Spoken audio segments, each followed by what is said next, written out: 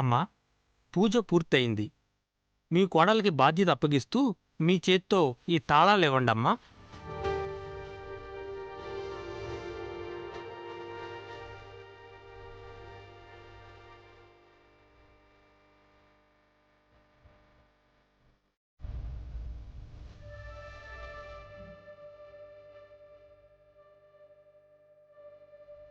మానసి, మీ మావయ్య అది మావయ్య బయటకు వెళ్ళారు అత్తయ్య.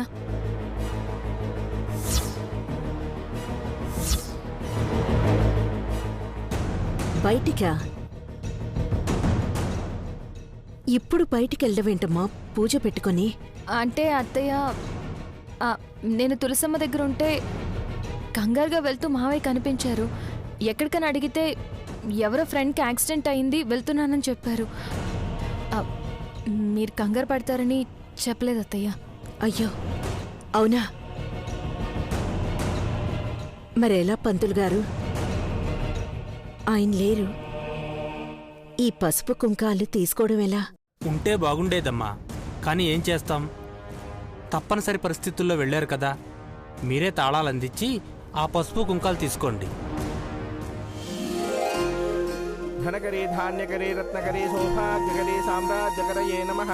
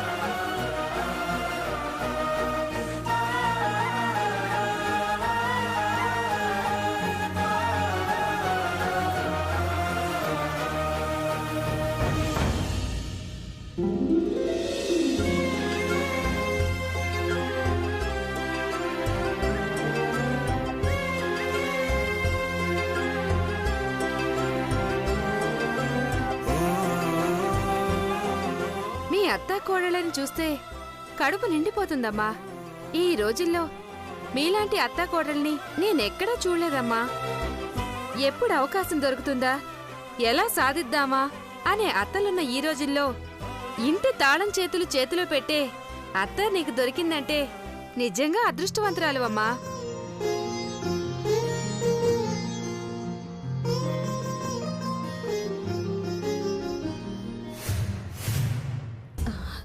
అమ్మా, అత్తయ్య, అమ్మా, అత్తయ్య, అత్తయ్య, అత్త, అమ్మా, అత్తయ్య, ఏమైంది? ఏమైందమ్మా? అమ్మా, కొంచెం నీరసంగా ఉంది. అవునా? అమ్మా, ఏమైంది? హాస్పిటల్కి వెళ్దామా?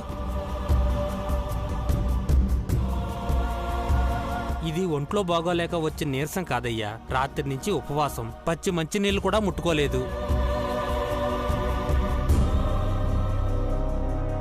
అమ్మా, నువ్వు ఉపవాసం ఎందుకు? పూజ చేసేది నేను, మృదులా కదా. లేదు బాబు, ఇలా ఉపవాసం ఉండి పవిత్రమైన మనసుతో కోడలికి బాధ్యతలు అప్పగిస్తే ఆ కోడలు ఎప్పటికీ చల్లగా ఉంటుంది.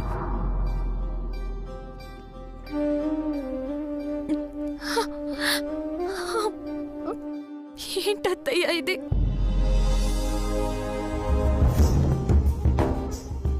నా కోసం మీరిలా అసలే మీ ఆరోగ్యం బాగాలేదు కదత్తయ్యా. నాకే ఉంటుందిలేమ్మా. ఆల్రెడీ సగం జీవితం అయిపోయింది. అయ్యో అత్తయ్య,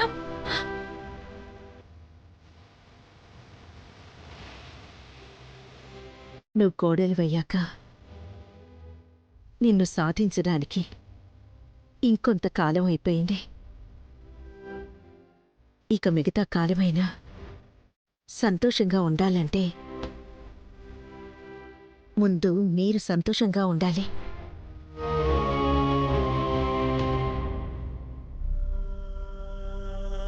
అయినా నువ్వు జీవితాంతం సంతోషంగా ఉంటావంటే ఒక్క పూట నేను ఉపవాసం ఉంటే ఏమైపోతుంది?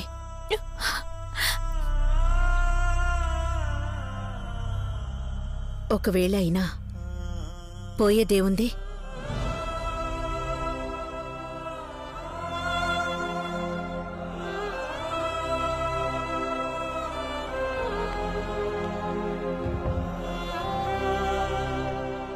అయినా నువ్వు చేసిన దాంతో పోలిస్తే నేను చేసింది ఏమాత్రం చెప్పు? ఎన్ని ఉపవాసాలుండే మా కుటుంబాల్ని కలిపావు. ఎన్ని ఉపవాసాలుండే మానసిని మార్చుకున్నావు. ఎన్ని ఉపవాసాలుండే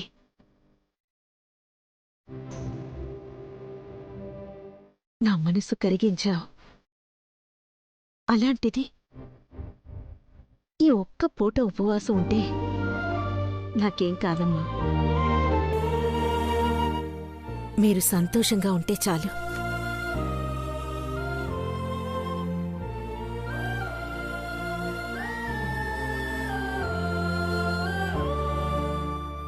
మా అత్త బంగారు.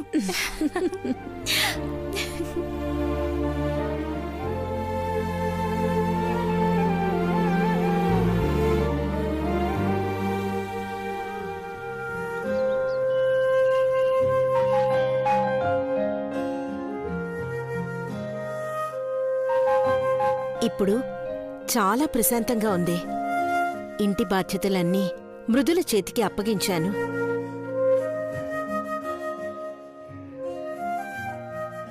ఒక మనిషికి బాధ్యత అప్పగించడంలో ఇంత సంతోషం ఉంటుందా అని ఇప్పుడు అర్థమవుతుంది. పైగా మృదులని ఇన్నాళ్ళు బాధ పెట్టా కదా, ఇప్పుడు తనని దగ్గరికి తీసుకుంటే ఆ సంతోషం ఇంకా 100 రెట్లు ఎక్కువగా ఉంది. అర్థం చూసినవా ఎట్లా పొంగిపోతుందో?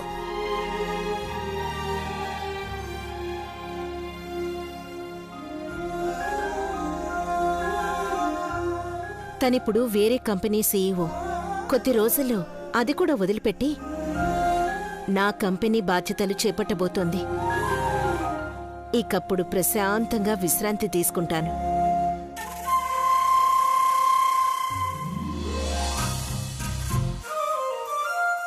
బావుంది బ్రాహ్మణి. ఏ అత్తైనా కోడలి మీద పెత్తనం చెలాయించాలని చూస్తుంది, కానీ నువ్వు మాత్రం కోడలి చేతికి పెత్తనం అప్పగించాలని చూస్తున్నావు. మీ అత్తా కోడళ్ళని చూస్తుంటే ముచ్చటేస్తుంది. అవును, లక్ష్మీ పూజలో మీ కోడలికి తాళాలిచ్చావు కదా, తిరిగి మీ ఆయనతో కలిసి పసుపు కుంకాలు తీసుకున్నావు కదా?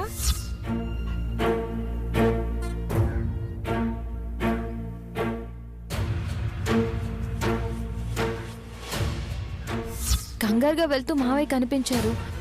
ఎక్కడికని అడిగితే ఎవరో ఫ్రెండ్కి యాక్సిడెంట్ అయింది, వెళ్తున్నానని చెప్పారు. నేనొక్కదాన్ని తీసుకున్నాను. వాళ్ళ ఫ్రెండ్ ఎవరికో యాక్సిడెంట్ అయిందని ఆయన మధ్యలో వెళ్ళిపోయారు.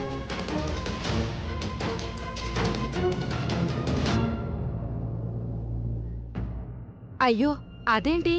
ఇద్దరూ ఉండి తీసుకుంటేనే కదా మంగళకరం.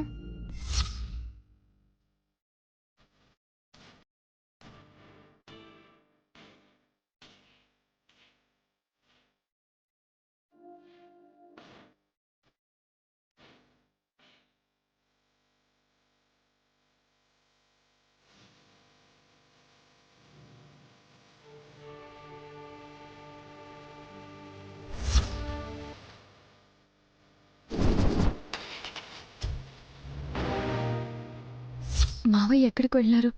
అసలేం జరుగుతోంది? నన్ను కోడలుగా అంగీకరించి నాకు ఎంత సంతోషాన్ని ఇచ్చిన అత్తయ్య సంతోషానికి దూరం కావడం లేదు కదా.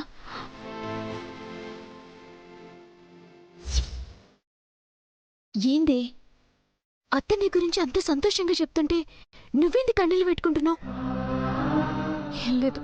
అర్థమైంది, సంతోషంతో వస్తున్నాయిలే.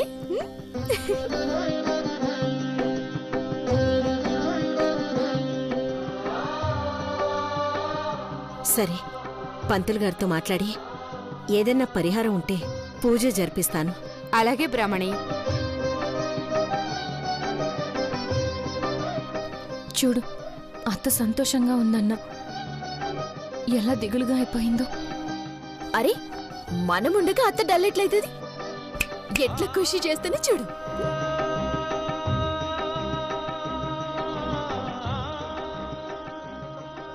ఏందత్త అట్లున్నావు? ఏం లేదే, బాగానే ఉన్నా కదా. కదా, నువ్వేదో దిగులుగా ఉన్నవని నీ కోడలు తెగ బాధపడిపోతుంది.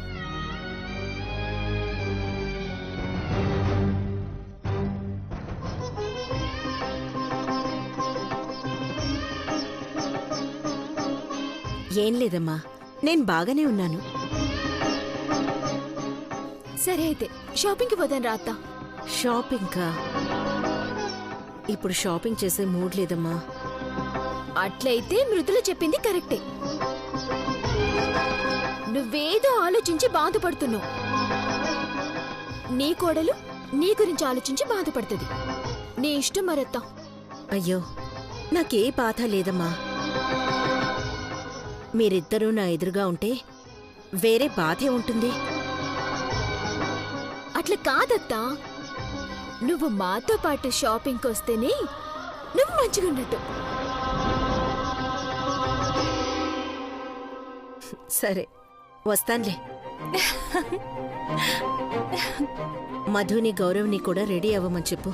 అందరం కలిసే వెళ్దాం. చూసినావా మృదుల, కోడలు బాధపడుతుందని చెప్పంగానే ఎట్లా రెడీ అయిపోయిందో. ఎంతైనా నీ కోడల మీద నీకున్న ప్రేమ వేర్లే అత్తా. అబ్బా, నువ్వు నా కోడలివి కావా? ఎక్కడ నేరుస్తున్నావా ఈ మధ్య ఈ మాటలు? అల్లరి బాగా ఎక్కువైపోతుంది. అత్త, సరే నేను రెడీ చేస్తా.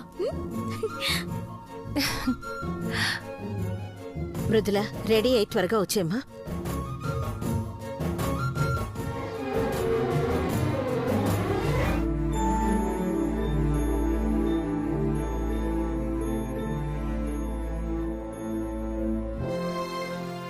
ఈ సంతోషం ఎప్పటికీ ఇలాగే ఉండాలి మావయ్య. ఎక్కడ మీ వల్ల అది పోతుందోనని భయంగా ఉంది.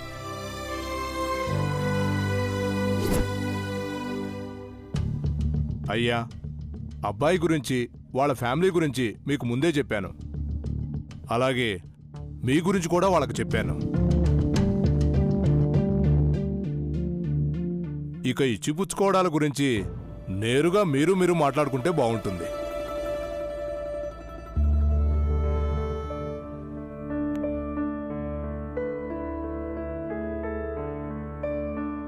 ఇదే మా మళ్ళీ.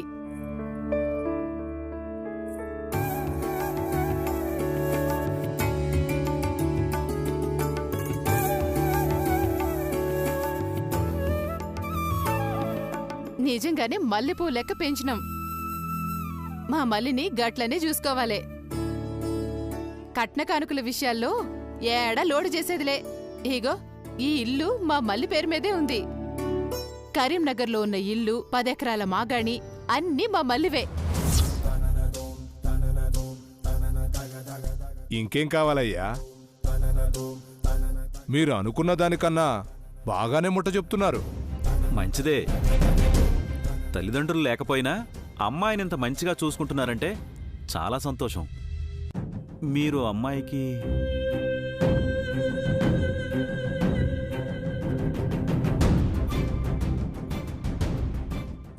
మా పెదమామ బిడ్డ. ఇప్పుడు వీళ్లే అమ్మ అయ్యా లెక్కనుకో. కన్యాదానం కూడా వీళ్లే చేస్తారు, అంతే కదయ్యా?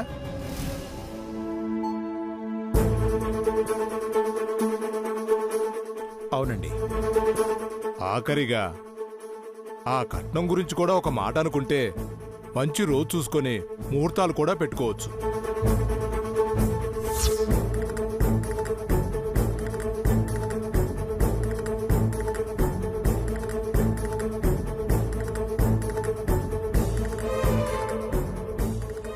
అమ్మా, ఇప్పుడే చెప్పాలని లేదు. మేం వెళ్ళాక కూడా మీరు ఆలోచించుకొని కబురు పెట్టొచ్చు. మళ్ళా పోయినాకెందుకు? మళ్ళీ ఏంది కథ?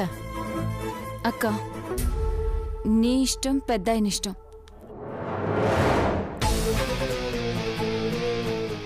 నాకు అమ్మైనా నాన్నైనా అన్నీ మీరే కదా. మీకు గెట్ల దోస్తే గట్ల చేయండి. సెల్లికి కూడా నచ్చిండు. అన్ని ఇప్పుడే మాట్లాడుకుందాం.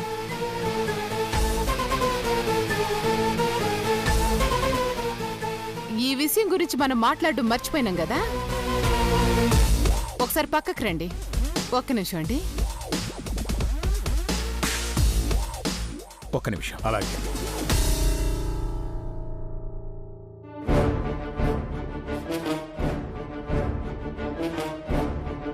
ఏంది నీ ఉద్దేశం? కట్నం గురించి అడుగుతుంటే ఏం మాట్లాడవే? నేనే మాట్లాడతాను. నువ్వెంత ఇవ్వాలనుకుంటున్నావో, వాళ్ళెంత కావాలనుకుంటున్నారో నాకెలా తెలుస్తుంది? నాకు తెలుసు. మధ్యవర్తి చెప్పిండు. ₹1,00,00,000 క్యాష్, హైదరాబాద్లో ఉన్నీకి ఒక మంచి ఫ్లాటు, పెండ్లి నాటికి కావాలి. అంటే మొత్తం 2 కోట్లు. అంత డబ్బు ఎక్కడుంది? తమాషాలు చేయకు. నువ్వే తేవాలా. నేనా? నన్నెక్కడి నుంచి తెమ్మంటావు? సిగ్గులేదా మాట అన్నికి? ఇదే నీ బిడ్డ పెండ్లైతే గిట్లనే మాట్లాడతావా? నా బిడ్డకి ఇది పెడతా, అది పెడతా, గిదిస్తా, గదిస్తా అని అడిగిన దానికన్నా ఎక్కువ ఇస్తావు కదా. మరి గీడేంది మాటలు రావట్లేదు? అంటే ఈ ఇంటి మీద నీకు బాధ్యత రాలే. నువ్వు దాని అమ్మాయిని పొట్టను పెట్టుకున్నావు కాబట్టి నాకు ఈ బాధ అంతా. లేదంటే మా పెద్దమ్మ పెద్దయ్యే దాని పెళ్లి బ్రహ్మాండంగా జరిపించేటోళ్ళు. ఎక్కువ తక్కువ చేయకుండా ఇదే ముక్కగాడు చెప్పు.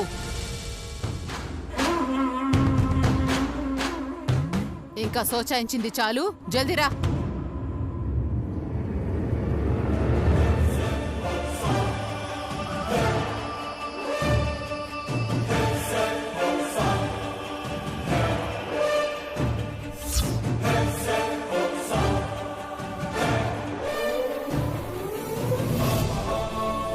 ఇగో పెద్ద మనిషి, మీరు ₹1,00,00,000 లెక్క అడిగినారని తెలిసింది. మా ఇంటాయనైతే ఇంకో ₹1,00,00,000 ఫ్లాట్ కూడా ఇద్దామంటున్నాడు. ఇక ఆస్తిపాస్తులు, ఇల్లు, పొలాలు ఎట్టను మల్లి పేరు మీదే ఉన్నాయి. ఇవన్నీ పెళ్ళయ్యాక మెల్లగా అప్పచెప్తాంలే. ఏమంటారు? ఇంకేమంటావమ్మా, వెండి అడిగితే బంగారం ఇస్తామంటున్నారు. ఎవరైనా వద్దంటారా? మంచి రోజు చూసుకొని ముహూర్తాలు పెట్టి కబురు పెడతాం. మంచిది. వెళ్ళొస్తామండి. మంచిదండి. వస్తామండి. అలాగే.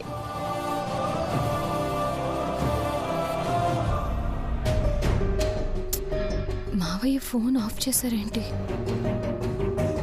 అసలు ఎక్కడికి వెళ్ళారు? ఆ టైంకి ఏదో ఫ్రెండ్కి యాక్సిడెంట్ అయిందని అబద్ధం చెప్పి మేనేజ్ చేశాను కానీ, లేదంటే అత్తయ్య ఎంత పెద్ద గొడవ చేసుండేవారు. అత్తయ్య మారి అంతా మంచిగా ఉందనుకునే సమయంలో మళ్ళీ కొత్త టెన్షన్ ఏంటి? ఏందయ్యా గట్ల చూస్తున్నావు? వాళ్ళేమడిగినా చెప్పకుండా నీళ్లు నవ్వులుతావే. గీదే నీకు ఆఖరి వార్నింగ్. నీ బిడ్డ పెండ్లి ఎట్లా చేస్తావో గట్లనే నా చెల్లి పెండ్లి కూడా చేయాలి. అయినా ఏంది పెద్దయ్యా? మా అక్క నిన్నేమైనా నా ఇంటికి పోవద్దంటుందా? వాళ్ళను వదిలేమంటుందా? వాళ్ళకిలాగే మమ్మల్ని కూడా మనుషులు లెక్క చూడమంటుంది. గదే కదా. అంతేకాదు, ఇంకో లెక్క కూడా చెప్తున్నా ఇనుకో. తాళాలు తీసుకపోయి నీ కోడల చేతిలో పెట్టిండ్రంట కదా. మొత్తం ఆస్తి పెత్తనం గాడ్నే ఉంటదంటే నడవదు. సగం వాటా నా పేరు మీద రాయాలి.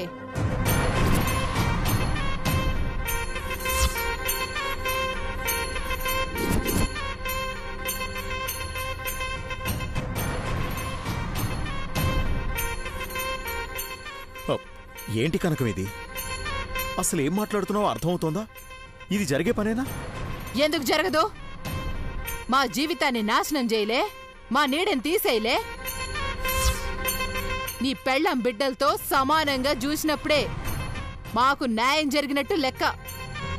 గీ లెక్కలో తేడా జరగనీకి వీళ్ళే. ముందైతే నా చెల్లి పెండ్లి చేయి, ఆ తర్వాత మిగతా విషయాలు చూద్దాం.